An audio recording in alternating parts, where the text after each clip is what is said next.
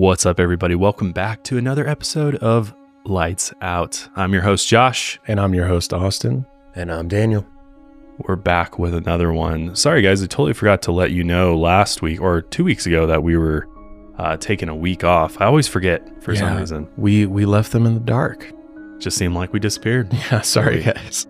But no, actually, I was on vacation for a week, as was Danny. He was with me. We went down to Costa Rica. I hear it's beautiful. Danny was telling me about it. Dope country. Yeah. Love Costa Rica. Pura vida. Pura vida, right, Danny? Mm-hmm. I got a nice tan, too. Like, Yeah, look at my white ass now. God, I gotta catch up. I just get freckles. I don't really tan that well, yeah. Yeah, and this was like over like one day of being there, and I was like, are you super tan? But it was a beautiful, beautiful time. Coming home was a little rough because a little bit more than a little. Yeah. You know, normally we record our episodes on Mondays, and today's Tuesday that we're recording this. So I went to bed on Sunday night. You know, I was feeling like my stomach hurt a little bit, and I woke up at about 1 a.m.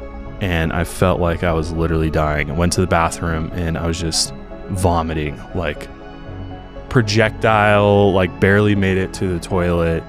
And then it just continued and continued for hours on end. Good thing it was projectile, because if you were barely making it to the toilet, then it shot across the bathroom a little bit. Yeah, I sprayed my toilet down with it was pretty gnarly. And then the worst part of it too, God, this is probably TMI, but you know, I mean, we can talk about disgusting things. True. Right? But then, you know, not only was I vomiting, but I had diarrhea as well. It was not fun. So imagine this for a second. You go in, you know, got diarrhea. So you sit down, take care of that. And then immediately you have to puke. And I didn't have a bowl.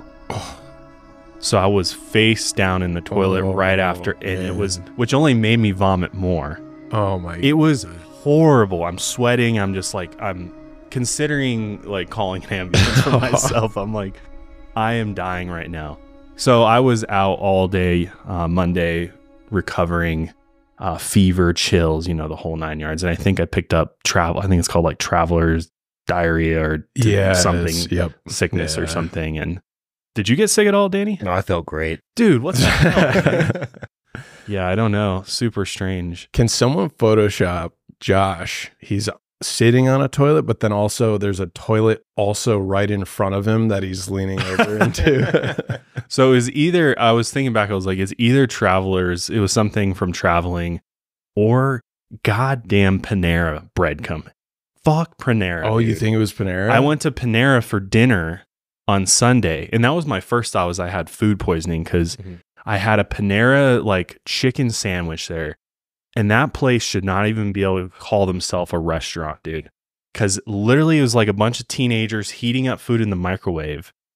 And my chicken was like flimsy, like it was like cold in parts. I was like, something's weird about this. So I was wondering, maybe I got food poisoning from that. You're never going to be able to eat that sandwich. No, I'm not. Now, I'm done with Panera. Like, I don't know if anybody else out there feels the same way. Panera is just way too expensive cafeteria food. Yeah, it's just agreed. Yeah, completely overrated. 15 years ago, I think they were good. They were good. Yeah, when they first came out. Yeah, when they first came out back in like 2010, 2011, like it was very good. But now it's such garbage.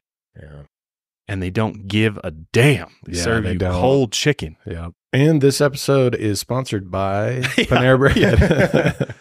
I would not even take Panera's money, even if they offered me, because I remember the last time I had their broccoli cheddar soup, which I used to love. The last time I had it, I was like, I know they get this like out of a vat.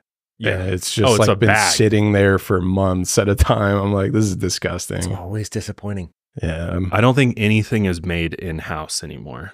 No, other than maybe some of the bread, but even some of the bread, I'm questioning. You don't see them baking anymore back there. No. True. And that like, was have like you ever gone there? Thing. And they're like pulling, the ovens are always off and empty. And I guess they probably do it early in the morning, whatever. But like, so they just have one thing of bread they cook at like 3 a.m. that just sits there all day, and that's what you get. Yeah, I feel like it's just a glorified, overpriced fast food place now. It's so expensive too. Yeah. For like 2 adults and a child mac and cheese, $51. Now I'm good. That's crazy. I was like, I can go to a million other places that are so much better. Yeah. For $51. I was like, this is ridiculous. Just a soda there is like $4. Yeah. For a regular fountain drink, there's $4. Criminal. Criminal.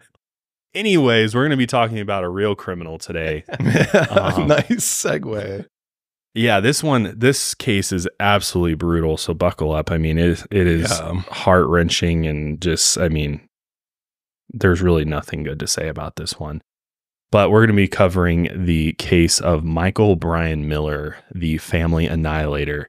And I ran across this story on TikTok, I believe, or was Instagram Reels. And kind of the caption that caught my eyes was, he was singing lyrics to an Eminem song as he stabbed his family to death.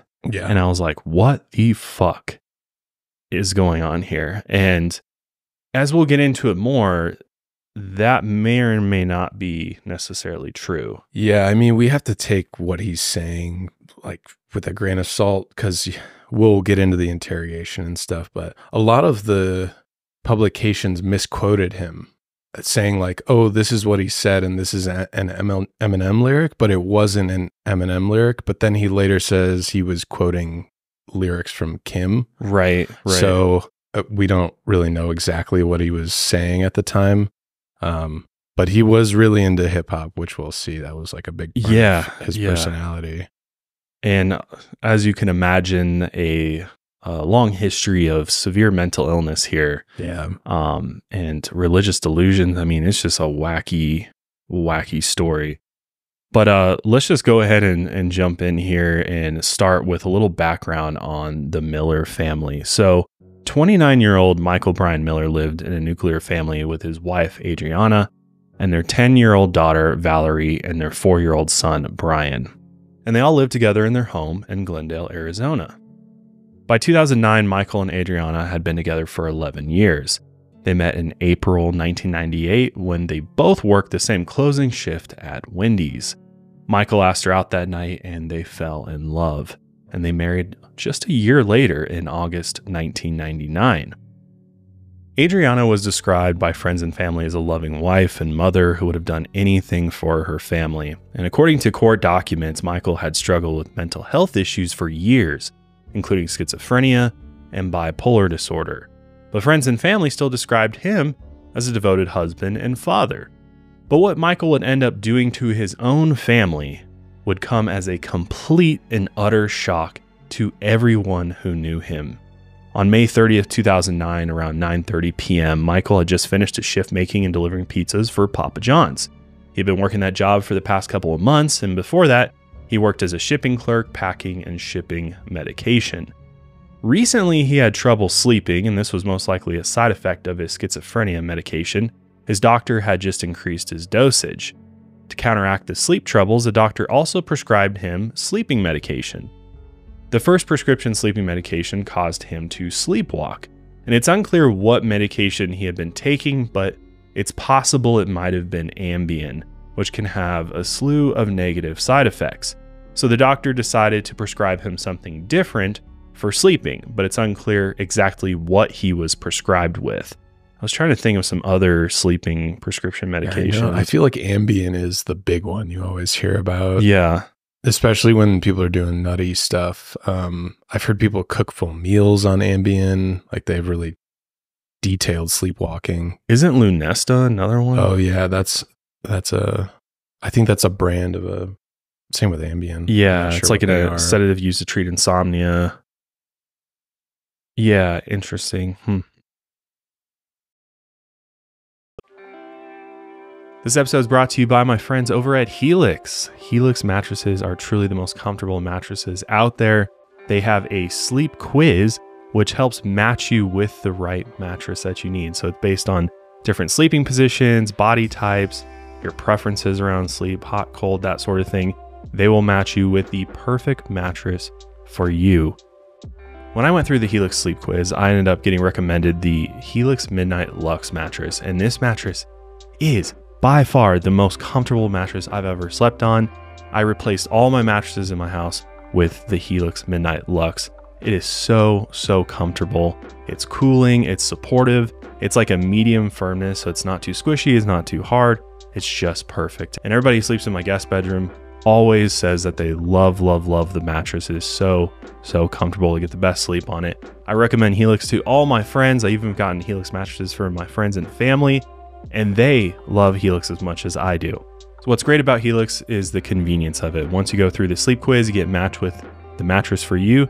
Not only do you have 100 nights to sleep on that mattress to decide whether or not you actually love it, which is an amazing thing about Helix, but the mattress comes to you in a box, all rolled up, ready to go right to your door. So it's truly that easy. It comes with a 10-year warranty, and they offer financing options and flexible payment plans.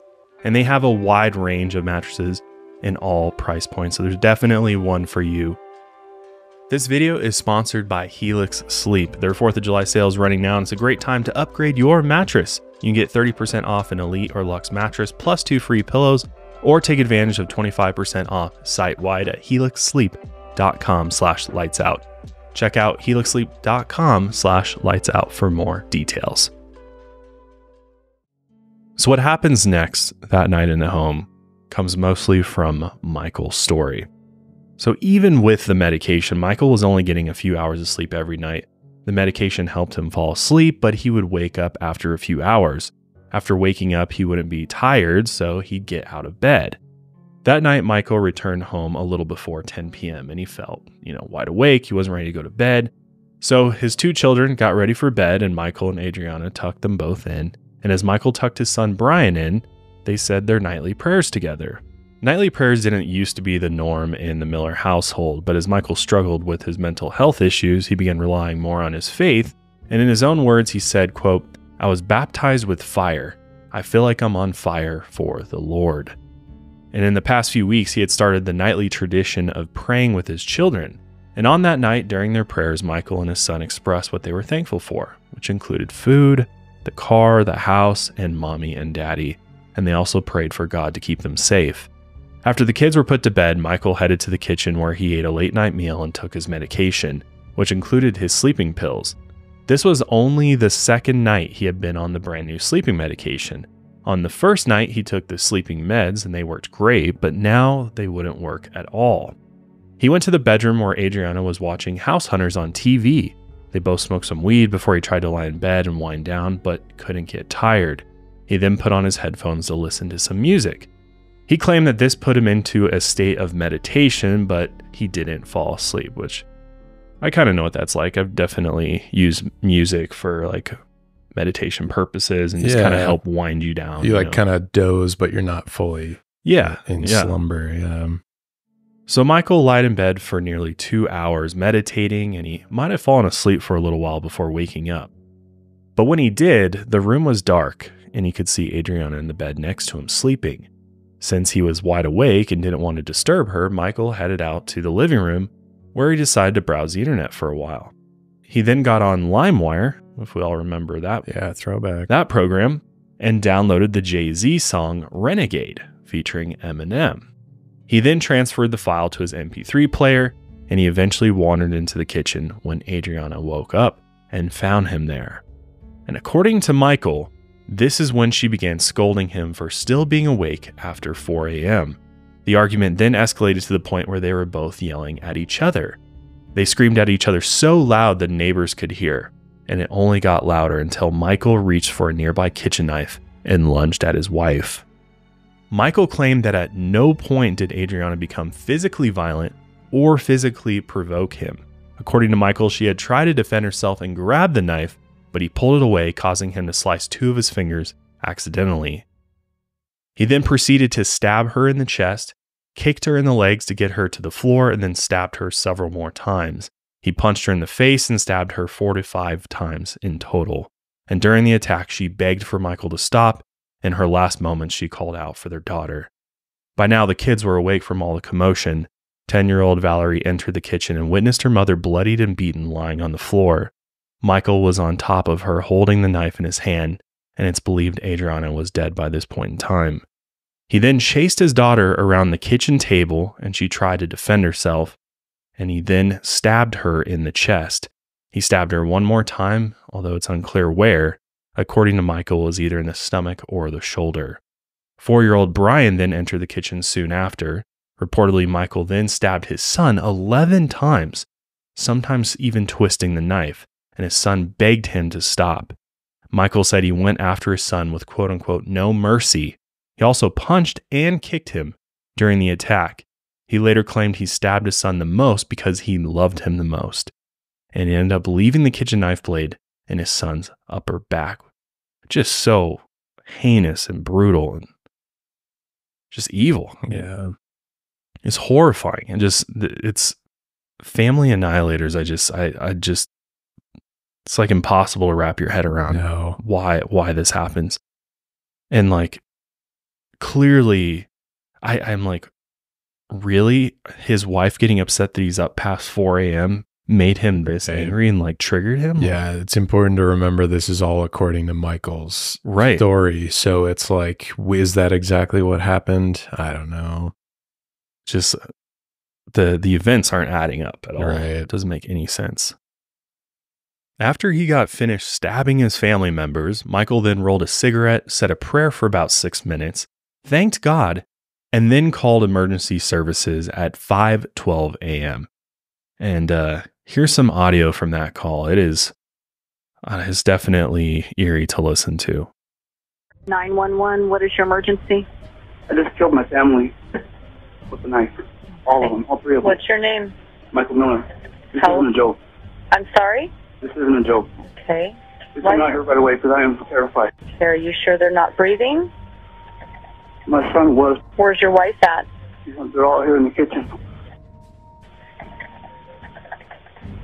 Please come out here right away. Okay, you need to stay on the phone with me, okay? I'm on the phone with you. Just stay on the phone with me. Your name is what again? Mike? Michael Miller. Michael? Okay. Why? Have you been having some problems? I don't know if it did something, but I'm not myself. I'm possessed. Where's your wife at in the kitchen? Is she on the floor? Is she in a chair? She's on the floor. Okay, what's her name? Adriana Miller. Have you been drinking tonight? No, I'm not. Okay.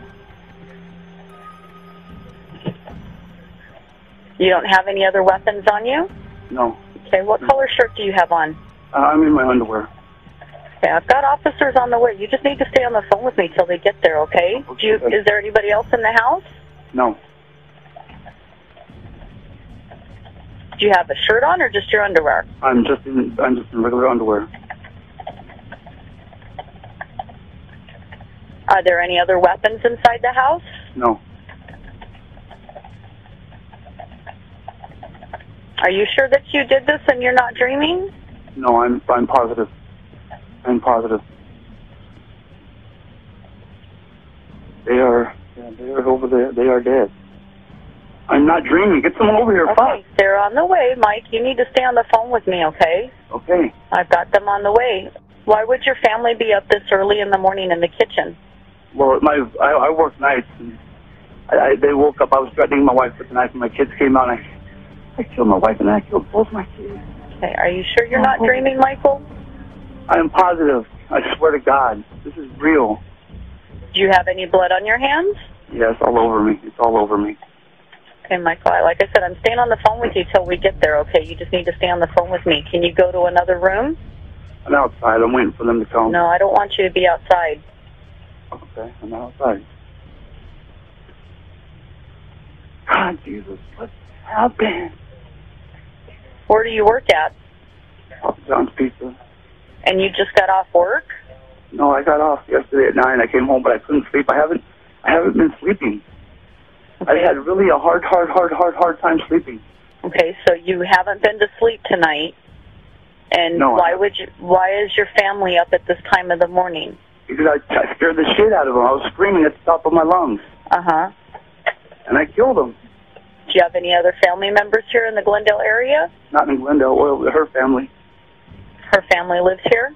Yeah. Have you ever had any type of thoughts of doing this before? Never, ever. It just hit me like a brick in the face. I don't even know why I did it. I don't even have a valid reason. Michael, I'm hoping that you're just dreaming this. I pray to God this is a dream. Okay. All right, I hope to God this is a dream. I hope I am just fucking freaking out. Okay. I hope to God it is, but it's not. It's real. God, please. Okay, it's your son and who else? My daughter. Can you go over and No, I can't. I cannot. Why not? I can't look at what I did. Okay, well, you need to. You need to face up to the reality of this. You need to go and help him. Okay, what can I do? Okay, I need Michael. What can I do? Michael, listen to me. What I need you to do right now is I need you to go to the front door and I need you to step outside with your hands up in the air and stay on the phone with me. Okay. Are you going outside? Yeah.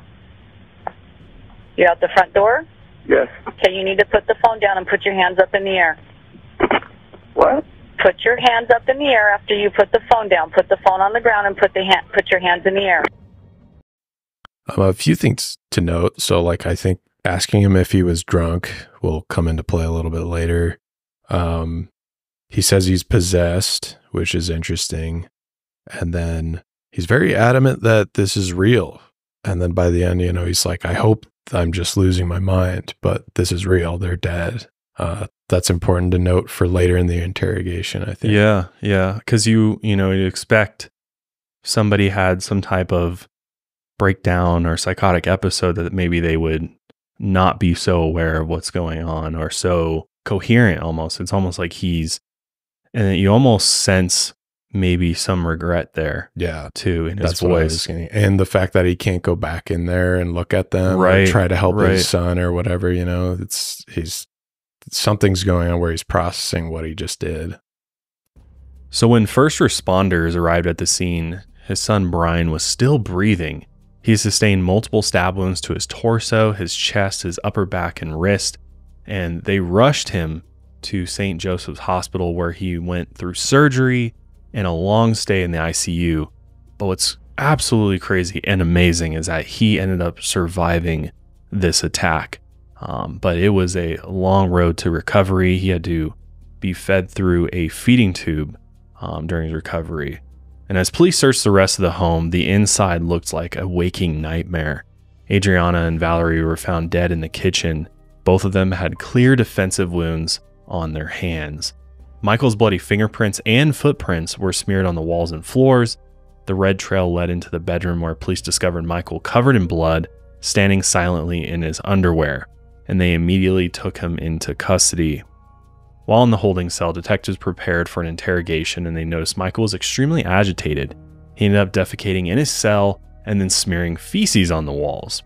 He then kicked the cell door over and over again, shouting threats to nearby officers, and after calming down, he later apologized during the interrogation, saying, quote, "Sorry, I was such a dickhead in there."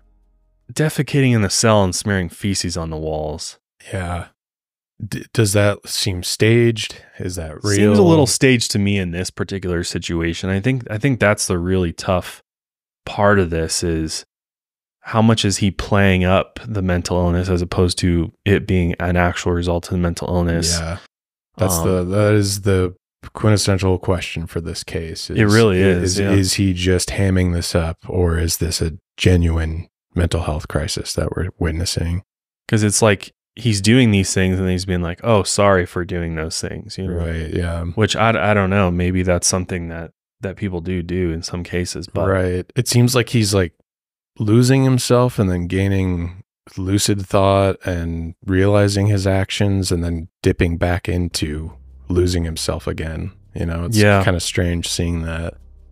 But Michael was then brought into the interrogation room wearing only his underwear. He was given a blanket and then left alone for a short moment.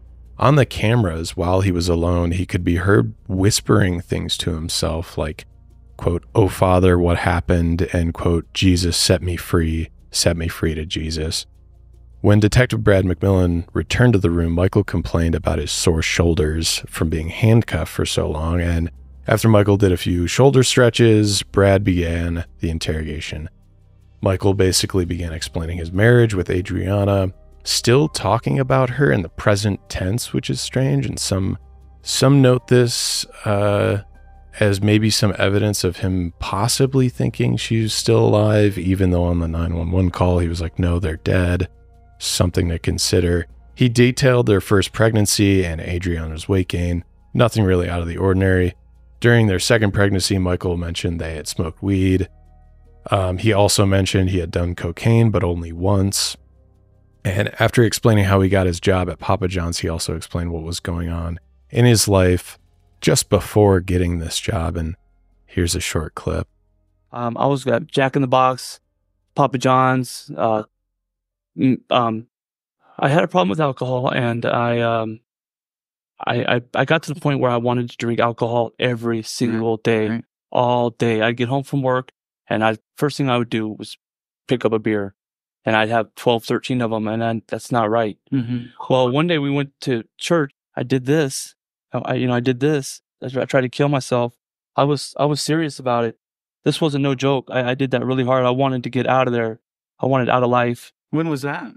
That was late September, early October. Last year? Oh wait. Yes. Okay. Yes. Did they take you to the hospital?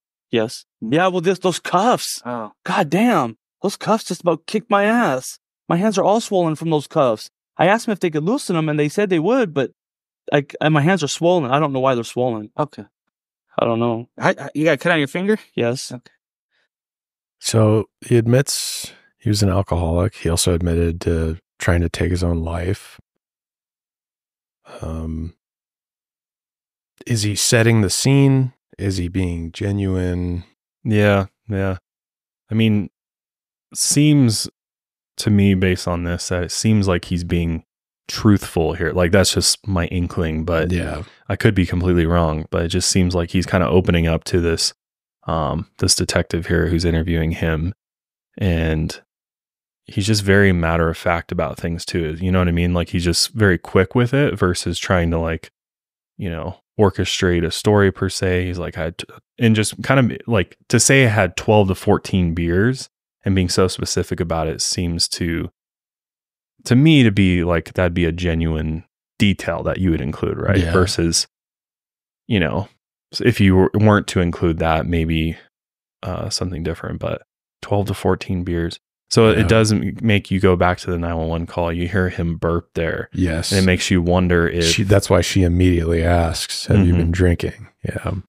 Because that definitely sounded like somebody who maybe just chugged a beer or something.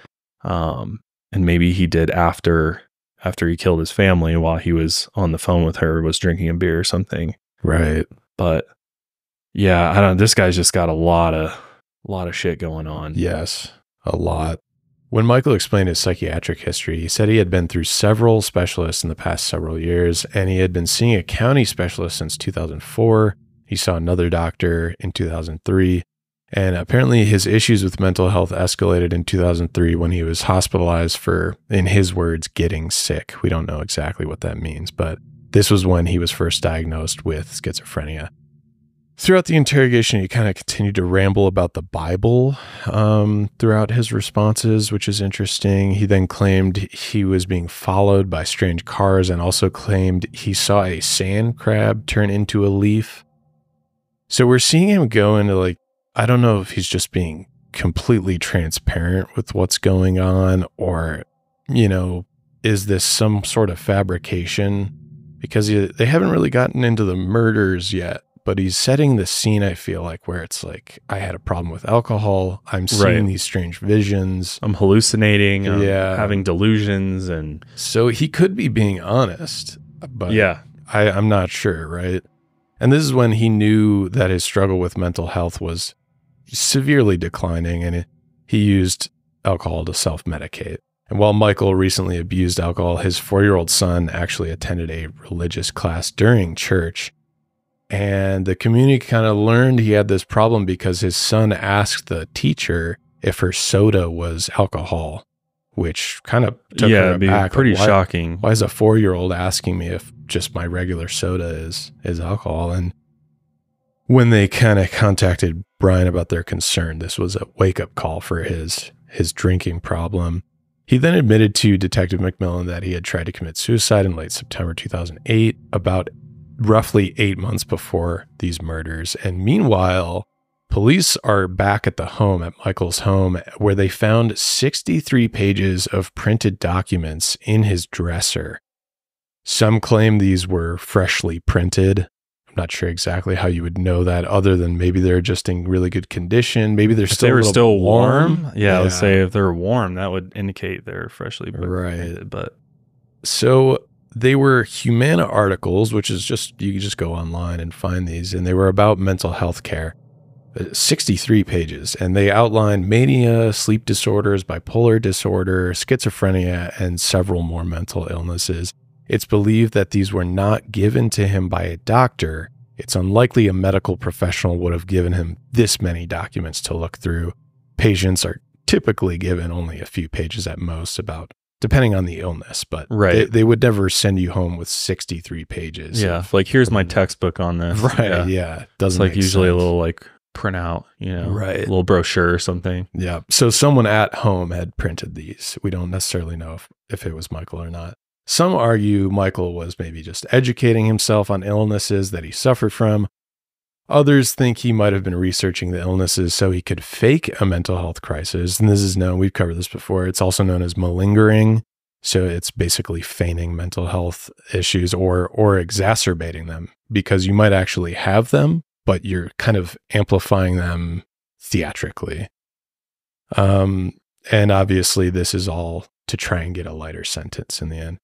Or people propose that it might have been his wife trying to research what's going on with her husband, because she's probably curious. But there's just unfortunately no clear answers to why these documents were printed.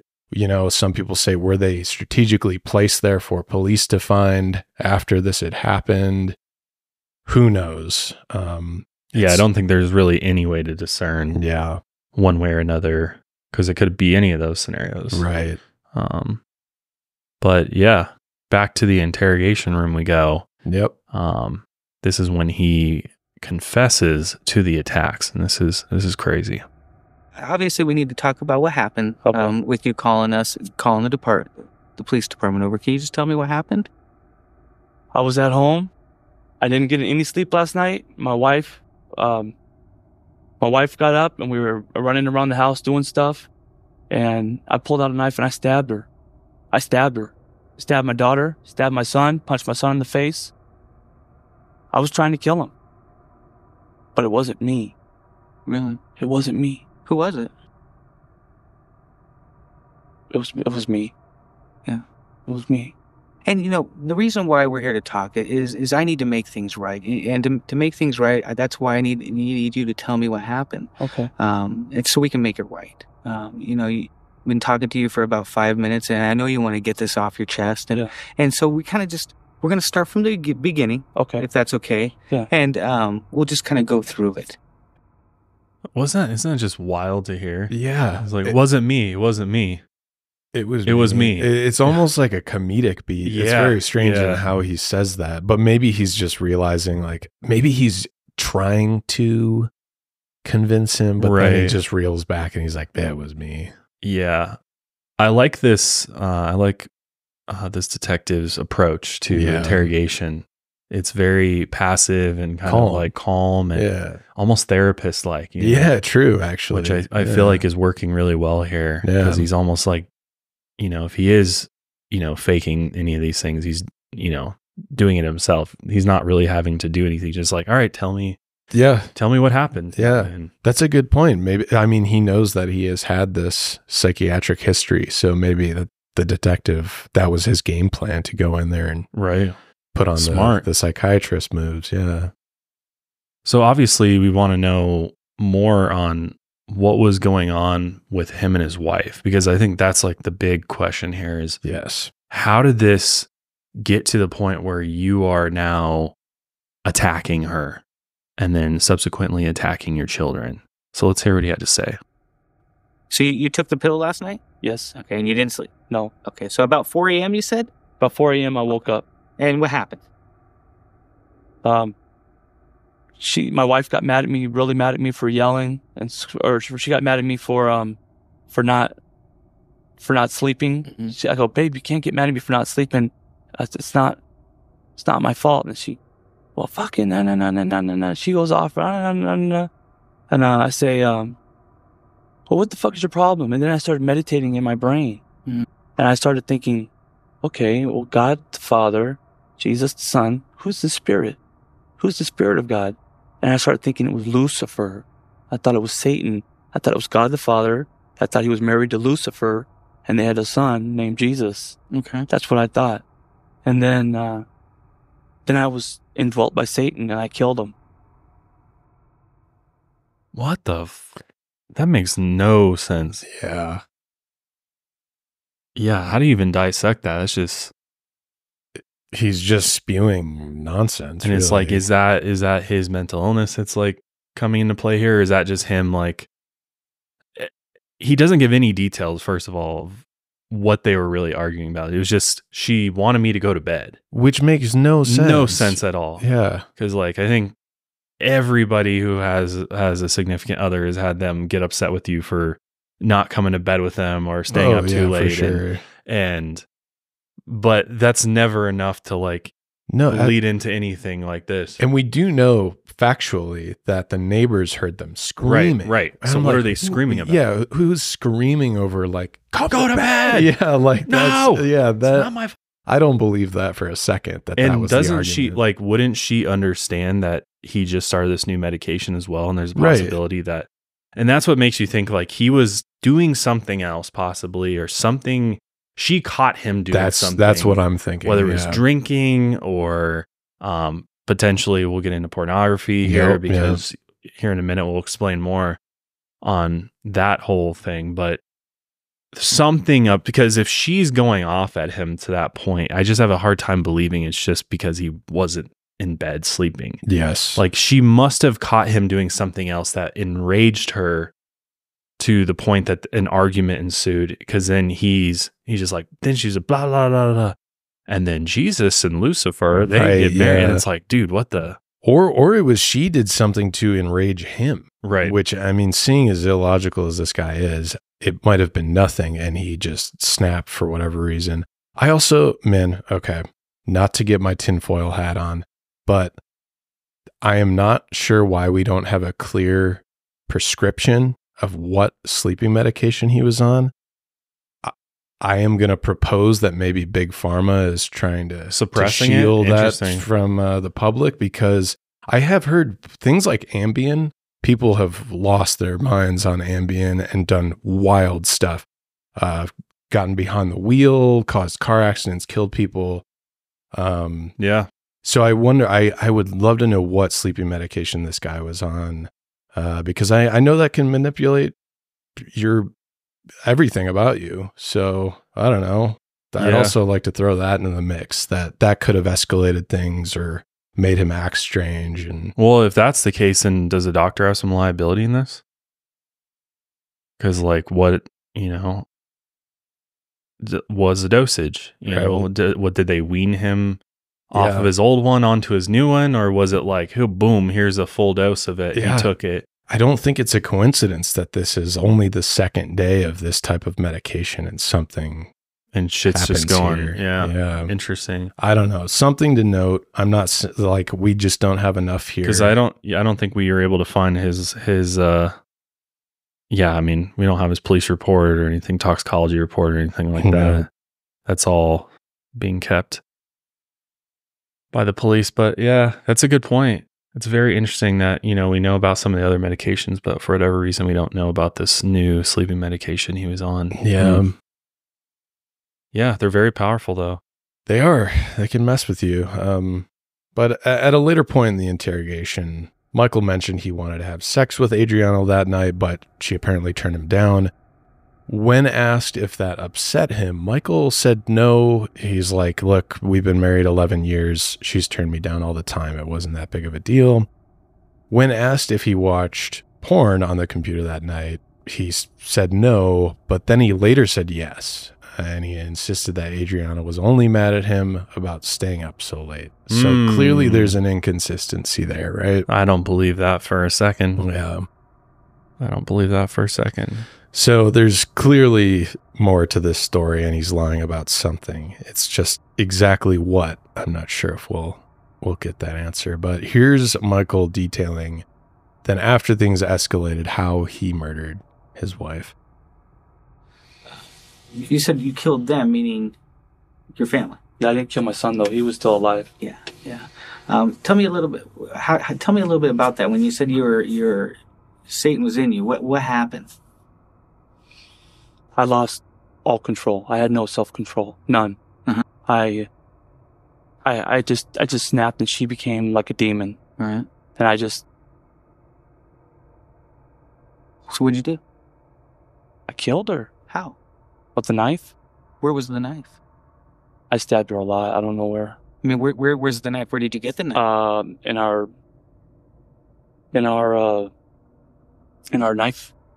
knife holder thing. Like a block? A knife block? Yeah. Oh, in the kitchen? In the kitchen. So is this happening in the kitchen?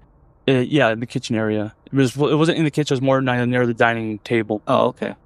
Well, tell me, how did you stab her? I mean, was she on the ground or was she standing up? I blacked out. Mm-hmm. I stabbed her at least 4 times. Okay. Do you know where you stabbed her? No. Okay. Oh God, no. All right. Is she okay? I'll tell you everything that's going on. Okay. So, I just don't want to lose our train of thought here. Okay, I'm sorry. So did you stab her first? Yes. Okay. I was screaming at her. I said, shut the fuck up. I started taking songs from Eminem's music. Uh-huh. I started taking lyrics from Eminem's music and saying, you're gonna fucking die, bitch. Here comes Satan. I'm the Antichrist. I'm gonna kill you. You're fucking gone. And I started stabbing her. I did. Mm-hmm. I did. Do you know how many times you stabbed her? If I was to guess, I would say 4, but maybe 3, maybe 5. And was she standing up or was she on the ground? She was standing up. I think I got her in the stomach. Okay. And then she fell to the ground, or? Yeah. Did you stab her while she is on the ground? In the heart. Oh. Did you punch her at all? Yes, in the face. Before or after you stabbed her? Maybe both. Maybe before and after. Do you know how many times you stabbed her? Or punched her? Once or twice, I think. Okay. You get a drink? Yeah, my mouth is dry. Yeah, I could tell. What do you make of this shit? I don't know. The more this plays out, the more suspicious I am of him and his whole story, even his mental illness to some extent. Like he's talks about how he blacked out during it, but yet he recalls and can answer every single question this detective asks. Right. Yeah. I think he's like weaving into, can I bullshit this? And then he pulls back. He's like, I can't bullshit this. And then he tries to weave it back and then he pulls back. And you even see there where he's like slumping down and he's like, oh, I don't know. Is she okay? And then he's like, okay, let's get back to it. And then he kind of pulls out of his bullshit again and he comes back to this lucid state. Yeah. It's like so in and out versus just being in one state. Yeah. Yeah. I don't know. I'm sure many of you out there are like, this guy's just full shit. You know, he's pretending to be insane, but it's hard to identify. It is. Right? And I'm not a medical professional. I have no idea, but something's going on here. I just can't tell. But, it's bizarre either way. But the Eminem, that's where that headline comes from. But a lot of the publications, so quote, here comes Satan. I was going to say, has Eminem ever mentioned Satan in any song? He might have. I know like Antichrist is actually one of his new songs on the album that just dropped recently. But I know he's like mentioned stuff. He's, Slim Shady, kind of an edgelord and getting into crazy shit like that. But what they quoted him on was, quote, here comes Satan, I'm the Antichrist, I'm going to kill you. This isn't an Eminem lyric, and the media misreported this. News outlets like Gigwise, the local station KSAZ TV, Phoenix New Time, and even the Huffington Post all misreported these lyrics, which is mind-boggling because a simple Google search will show these are not Eminem lyrics. But the confusion comes from, in the interrogation later on, towards the end, he later claimed he was quoting the song Kim, which is a fictional song about Slim Shady killing his ex-wife, her boyfriend, and their child. And here he is kind of explaining that. And you mentioned something about an Eminem song. Yeah, it's called Renegade. Renegade, Eminem and Jay-Z. But you said you were singing the Eminem song when you're killing your family, or what? Oh yeah, the song Kim. Bleed, bitch, bleed, bleed. Were you thinking that or singing that? I think I said some of it. I might have been singing it. It's kind of sketchy from last night. I don't know. Look, it's kind of sketchy.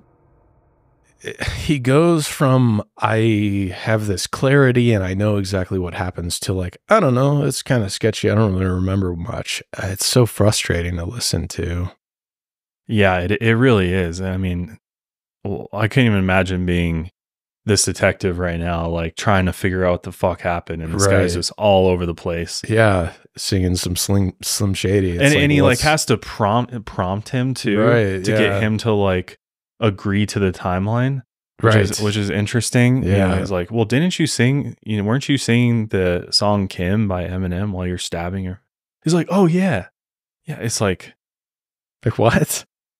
I think he legitimately believes he's doing a good job selling, this delusion, and he's I'm insane basically, but it's coming across otherwise. I feel like. And this is some armchair bullshit that I'm going to get on, but maybe, I mean, after killing someone, is there a potential like you're suppressing what had happened right after you had just committed the crimes as a form of like, this massive trauma just happened, so maybe he is blanking out because his mind's trying to protect him. I don't know. A lot of theories about what the hell is going on here, but yeah, I had to go look up the lyrics for Kim because it's been a long time since I've heard a song. That song is it's a brutal violent. song. Yeah, it's literally talking about like slit her throat and yeah. Eminem actually showed Kim that song. He's like, I made this for you. You inspired me to make this. And she was like, what the fuck? But that is the old Slim now Shady. Bleed, bitch, bleed, bitch, bleed. Yeah. So long, bitch, you did me so wrong. I don't want to go on living this world without you. So long, bitch. Yep. Wow. Yeah, brutal song. So he was meditating to this music. I don't know how you would meditate. I am to like, that. yeah, no, this is not meditation music. No, it's the exact opposite. We are in the throes of summer, and it is hot outside, especially here in Denver. I am also a hot sleeper, so my sheets are very important to me. And if they're too hot, I just don't get a good night's rest. The next day, I'm super grumpy. I can't record. I say, Josh, we just have to cancel the whole thing. It ruins everything. But you know what? Not anymore, ever since I got Miracle Made Sheets. Miracle Made Sheets are inspired by NASA and use silver-infused fabrics that are temperature regulating so you can sleep at the perfect temperature all night long. Traditional bed sheets, they're kind of gross. Not only are they hot and sticky, but they harbor more bacteria than a toilet seat. Ugh. It can lead to acne, allergies, stuffy noses, and it's just downright gross. So Miracle Made offers a whole line of self-cleaning antibacterial bedding sheets, pillowcases, and comforters that prevent up to 99.7% of bacteria growth and require up to 3 times less laundry. Stop sleeping on bacteria. It's gross. Stop sleeping in hot sheets. You'll never get a good night's rest. Get some Miracle Made sheets. Go to trymiracle.com/lightsout to try Miracle Made sheets today. And whether you're buying them for yourself or as a gift for a loved one, if you order today, you can save over 40%. And if you use our promo LIGHTSOUT at checkout, you'll get 3 free towels and save an extra 20% on top of that. Upgrade your sleep with Miracle Made. Go to trymiracle.com/lightsout. Use code LIGHTSOUT to claim your free 3-piece towel set and save over 40% off. Again, that's trymiracle.com/lightsout to treat yourself. And thank you, Miracle Made, for sponsoring this episode. out of everything, we know one thing's for sure. It's that Michael was obsessed with hip hop. And later in the interrogation, he asked one of the detectives, quote, "Do you ever listen to rap or hip hop music at all? Have you heard that new song by The Dream, Walking on the Moon? You know it when you hear it." And then he proceeded to sing it along with another The Dream song. And all the while, detectives were like swabbing the blood off of his body to use as evidence. It's just like a very disturbing thing to see.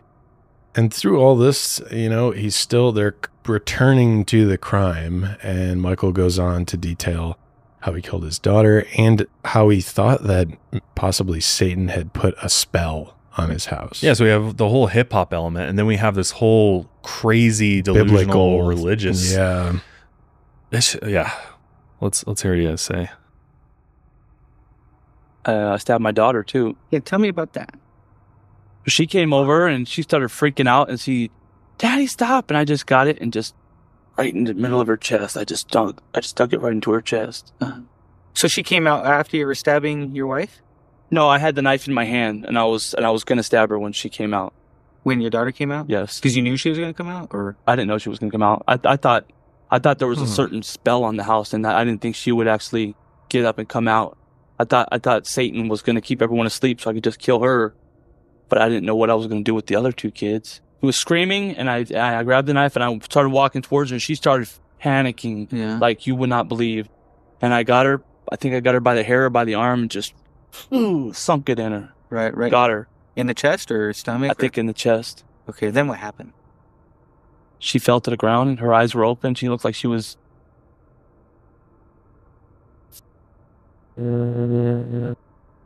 Okay. Talk to me. So did you only stab her once? I think so. Okay. Did you punch her? I don't think so. Okay. I don't think so. Okay, you said her eyes were open. Yeah. Did you leave the knife in her, or did you just stab her with it? I just stabbed her and took it out. Okay. Was it the same knife as with your wife? Yes. Oh, okay. He's doing the same thing where he keeps weaving out. Like, he goes from being animated into how he stabbed his own child, and then all of a sudden he's somber and he's like sad about it. Yeah. It's like yeah. It's a roller coaster. It really is. But a pattern of behavior there. So I wonder. Yeah. Yeah. But no emotion really. Yeah. He's talking about stabbing his young daughter and he's so nonchalant about it. He's like, yeah, then I plunged it in her and stuff. But then he's like you said, kind of gets somber and quiet there for a minute. And I'm like, is that legitimate reaction? Is he like recalling what he just did? Or is he thinking through every step of this interview process? And he's like, all right, now I'm going to act like it's hitting me now. Right. And then just the contradicting himself constantly and be like, yes, no, yes. It's just like, it's all over the place. He's clearly trying to create, if he is faking this, he's trying to create the most confusing, recollection of events possible. Yeah. So either that doesn't make sense. Either that's tactical or he's genuinely just doing it. Yeah. Just confusing. Just how his brain works. Right. Yeah. Michael then goes on to detail how he killed his son, how Satan's controlling him, and he also gets into stigmata, which is interesting. I was the worst on him. I stabbed him the most. Did he come out before or after? Or maybe in between. Okay. I stabbed him the most. I stabbed him in the back. I stuck it in his arm and twisted it. I fucked him up. Why? Why your son? The devil had me. It wasn't me. Right. It wasn't me. It was me, but it wasn't my insides that could do that. It wasn't my insides that could kill my family. Where on his body did you stab him? You said you got him in the back, arm. In the back, in the arm, in the stomach. In the back a couple times. I punched him right in the face. Why'd you punch him in the face? Because I wanted him to die. Because I was indwelt by Satan. Right. Was this before you stabbed him or after? Or during? During. Okay. All right. Then what happened? then I see my wife laying in a pool of blood. I see my daughter laying in a pool of blood. I get up and I have peace. I'm like, why do I have peace of mind? Why do I feel calm, but I'm terrified? Right. I was like, I feel calm. I'm like, okay, God is doing something here. I just don't know what he's doing. And then, and then I got some blood on me, and then I came and I got into, I don't know what happened to my feet. I don't know what this is all about. They look like piercings, like Jesus, but I don't know what happened. My hands are all swollen. Well, how did you get all the blood all over you? Is this when you were stabbed? When I was stabbing them, and I put my hand in there, and then I must have tried to wipe. Is that your handprint right there in your arm, or is that? It might be. It might be. Did any of them grab you when you were stabbing him? No, I don't think so. So yeah, I found that odd that, he's talking about Satan controlling him, but then he points out his feet. There's like dots of blood on it's just blood spatter, but he's like, they look like piercings of Jesus, which is, he's referencing stigmata, which is, is the wounds of Christ when they crucified him. And usually like people where stigmata appears, it's seen as like a miracle or you're something holy, you're Christ-like because these wounds appear. So that's weird. He's saying Satan's controlling me, but also I have stigmata. Those don't even make sense together.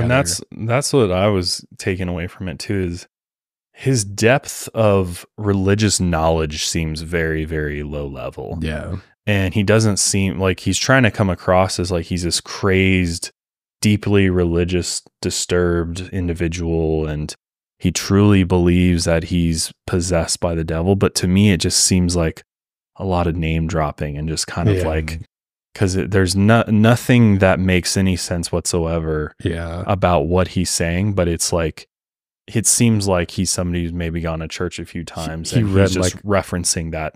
Yeah, he read like keywords from one church pamphlet, and that's all he's got. Yeah, he got like a pamphlet on the Holy Trinity, and that was it. He read through that one time, and he's like just referencing it. Yeah, because we've covered other killers, who have clearly been very, very mentally ill, and believe they were possessed by demons or Satan. And their stories are just so much more disillusioned and removed from reality, and they're not pulling themselves in and out constantly through their interrogations. Yeah. You know what I mean? Like they are living in their delusion. Versus it seems like he's trying to go in and out, like we keep saying.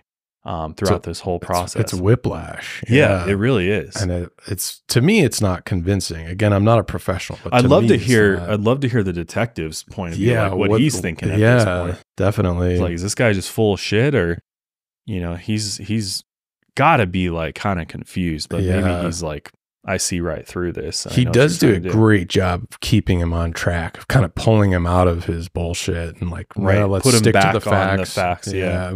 And not really like,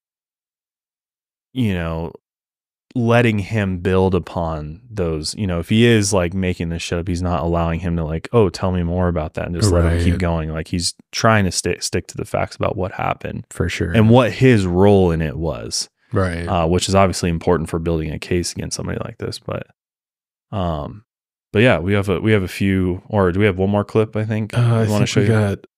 Looks like two more. Yeah, I know we're showing you a lot of interrogation footage here, but I mean, I think it's very eye-opening stuff, and this is the crux of the case, really. So Michael goes on to explain how he had this anger towards his family, apparently. Let's go back. Oh, actually, after you stabbed your son, and you were done with your son, you said about 5 times. You said, roughly. Okay. Then what happened? Then I tried to make a cigarette. I rolled a cigarette because I rolled my own cigarette. So I rolled a cigarette, and I was kind of in a panic. I had peace, but I was in a panic. I just kind of walked around like, okay, what do I do? And I was looking at him. I was like, die, you fucking cunt. I just wanted them bitches to die. I was so fucking angry at my family. I wanted them dead. I wanted them dead. But then I got here. Well, why were you so angry with your family? You got in the argument. Satan fucking... like I said, I was telling God, I was praying to God. I was praying to Jesus. Jesus, okay, your father's the father, and Satan must be the spirit, because the spiritual side comes from... I know, but what I'm asking you is why are you so mad at the family? I don't know. I don't. I've never had that kind of anger or hate towards them like I had this morning. Okay. All right, so you're trying to roll a cigarette. Yes. Redirects them back to the like actual fact of reality. Let's get back on the ground. Yeah. It just, he can't even explain, like, he clearly doesn't have deep belief in these religious concepts, because he can't even like formulate any sort of sensical knowledge around it whatsoever. He's like, I don't know, just I was praying to Jesus, but then Satan was doing this. Yeah, and it sounds like he's hung up on the Holy Trinity, but then he's saying that Satan must be the Holy Spirit. Right, he's somehow part of it. Yeah. Here's another clip. The detective asked why Michael returned to the bedroom after the murders.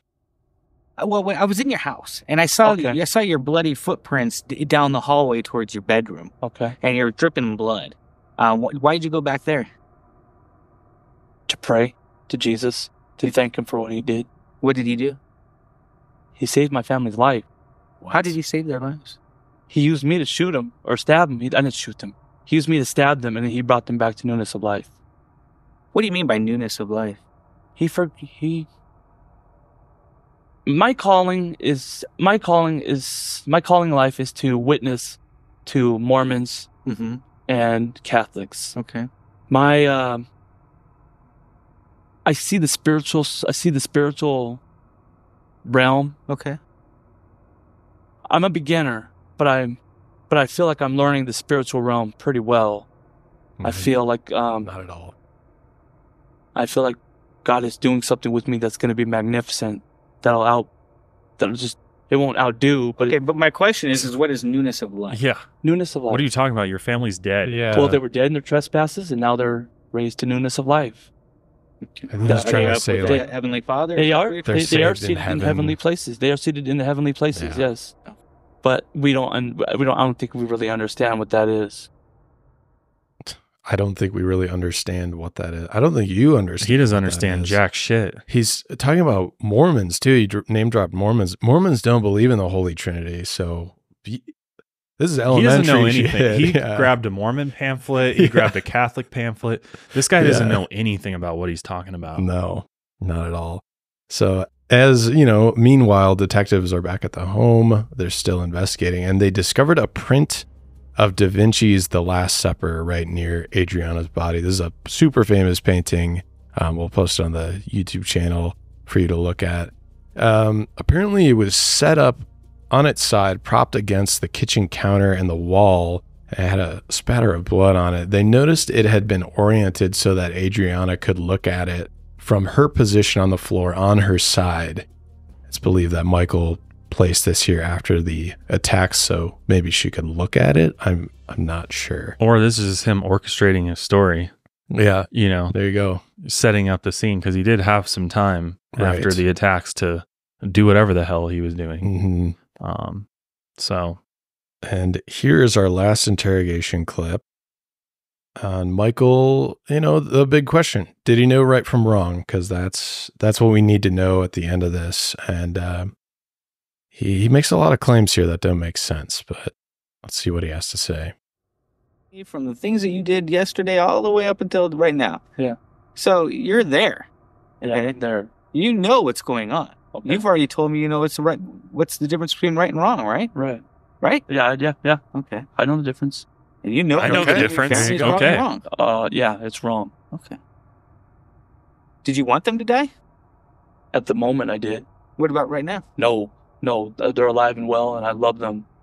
I hope they're alive and well. Well, they're dead. But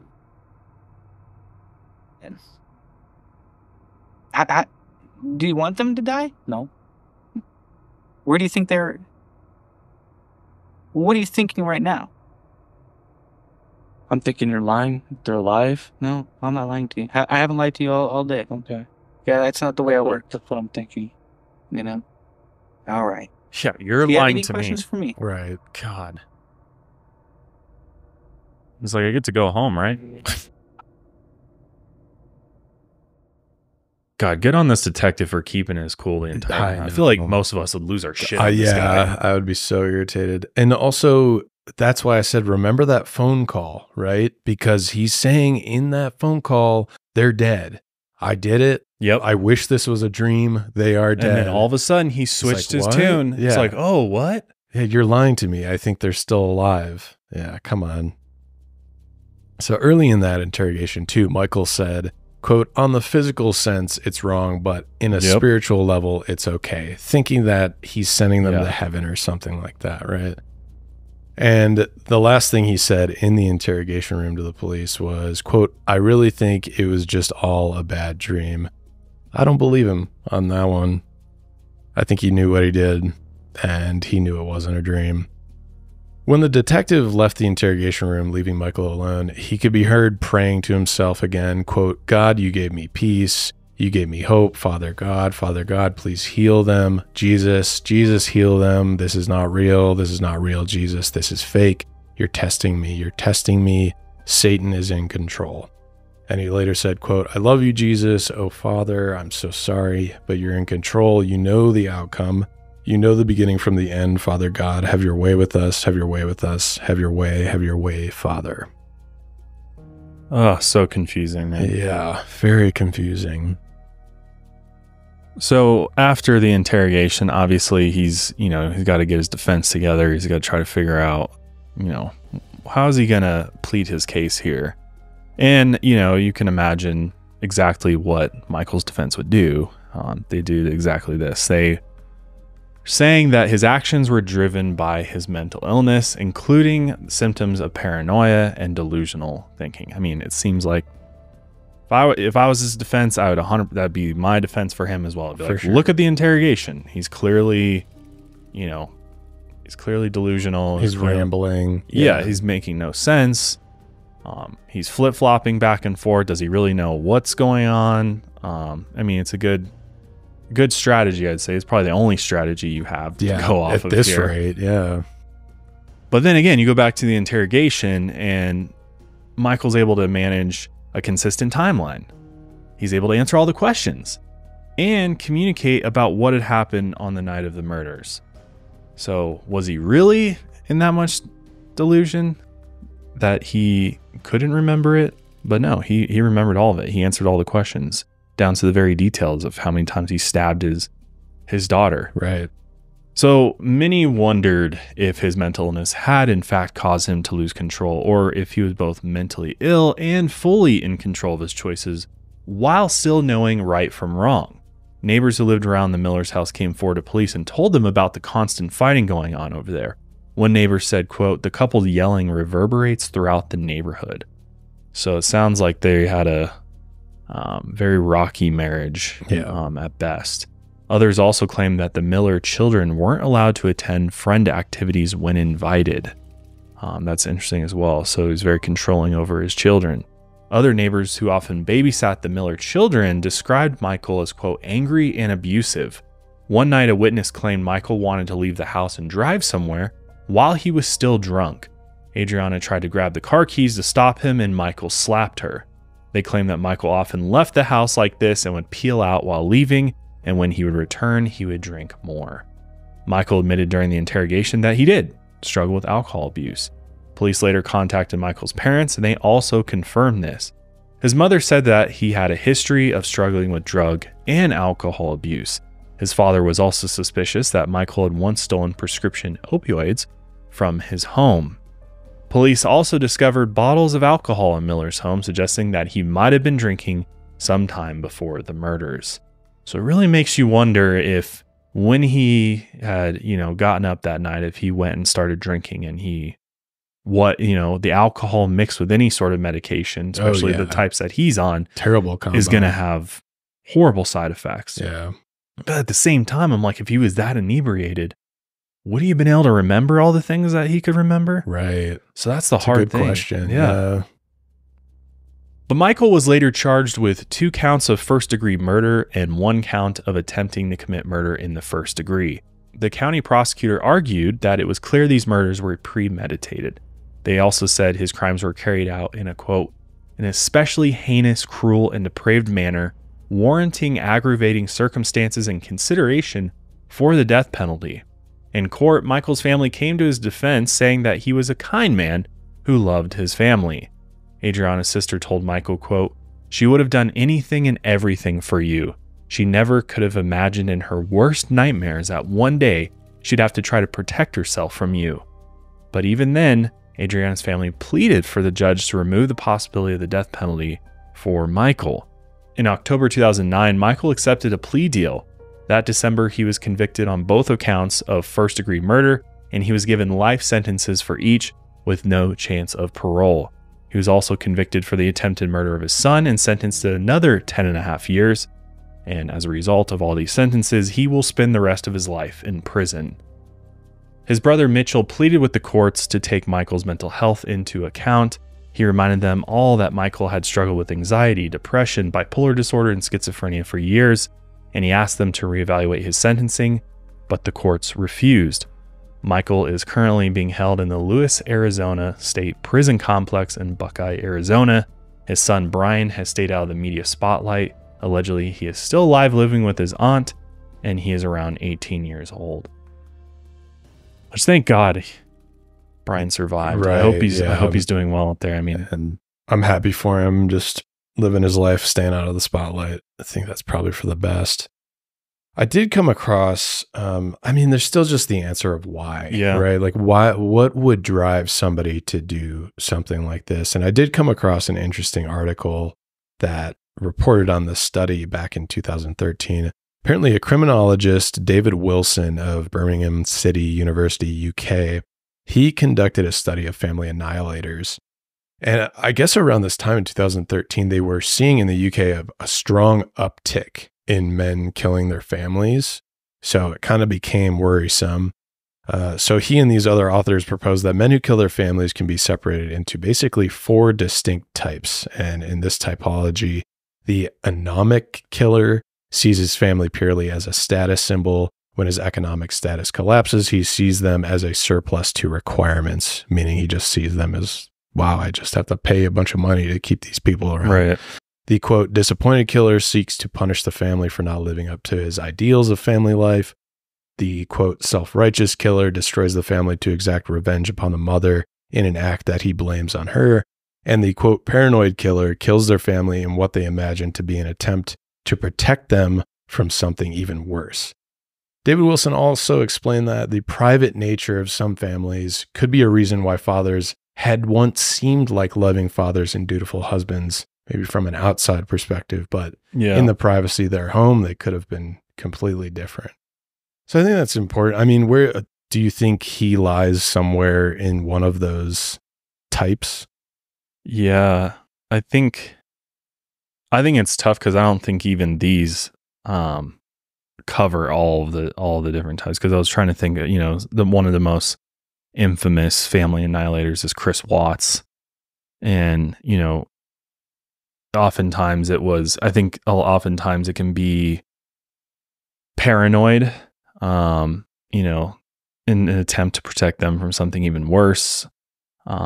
But self-righteous is another one that I think is pretty common.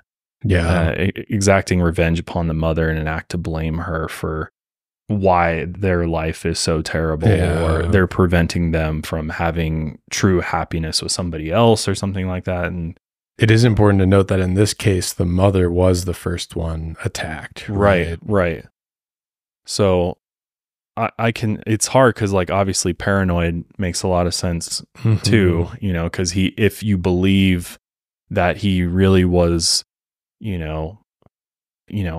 traversing the spiritual realm and thought he was like dealing with Satan and Jesus and all these other things, I think paranoid could be fitting there. But I think, and with schizophrenia and bipolar disorder, that would also kind of play into that paranoia, right? Right. But then disappointed killer. I mean, he's not living up to his ideals of a family life. And I think that was evident from the fact that he tried to take his own life. I think he was not doing well for a long time and, felt like a failure. He's not really probably able to provide for his family the way that he wants to. And, his life's just not going the way that he wanted it to. And he's got his struggles with alcoholism and all these other things. And so maybe it's some of that as well. Yeah. I mean, you could even make an argument for that first one too, the anomic killer, where his economic status collapses. We know, he had struggled with drinking. He was out of work for a while.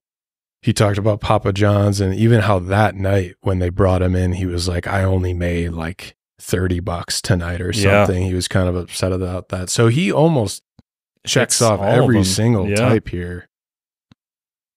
Yeah, I think at the end of the day though, I wish there was more information around, his, what medications as well as like mental health evaluation, I'm sure was a part of his trial as well. That's just not been made public because I'd really like to know an expert's opinion on him and, what they think based on one-on-one interaction with him. What I've noticed in a lot of the cases that we cover with something where it's psychiatry is involved, I always notice that when it comes to the trial, the defense will bring a psychiatrist forward who would be like, yeah, he's completely delusional. He had no idea what he was doing. And then the prosecution brings another psychiatrist forward and he's like, he knew exactly what he was doing. And we never get a clear answer in that. But I know they do psych evaluations for if they're fit for trial. And clearly he passed that. So I think that says a lot. And then also he admits that he knew the difference between right and wrong. Straight up. So I think based on those things, like at the end of the day, you got to go off what you have here. And I think he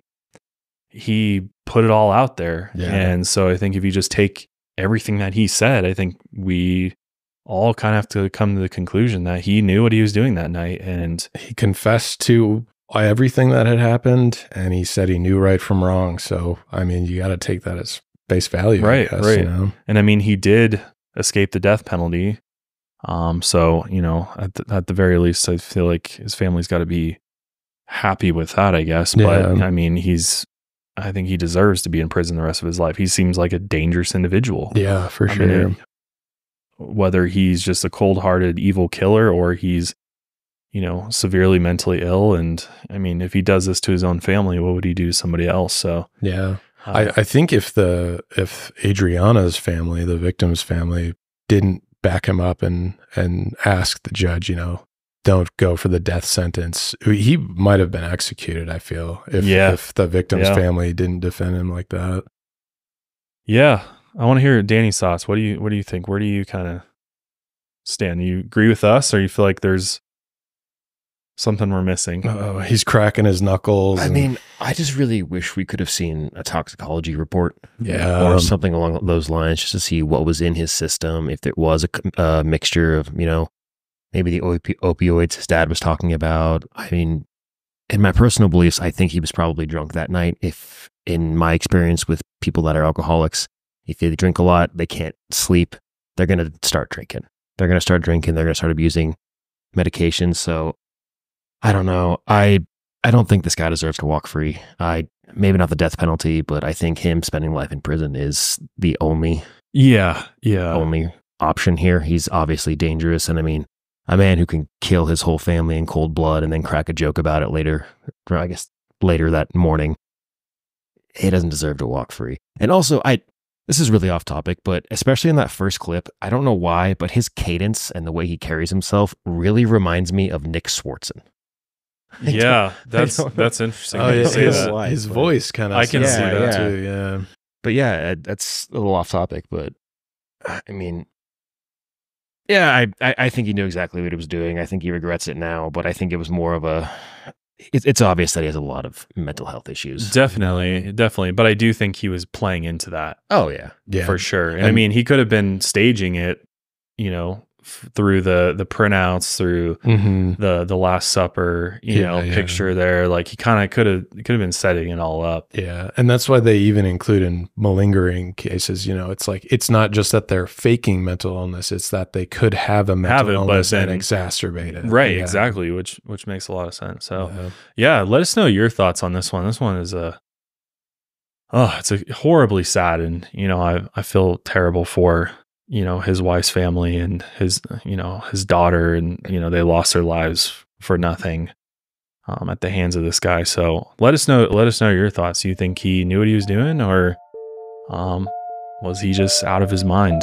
I mean, it's a tough one, but we're going to go ahead and wrap up today's episode there. We'll catch you guys next week with another one. Until then, lights out, everybody.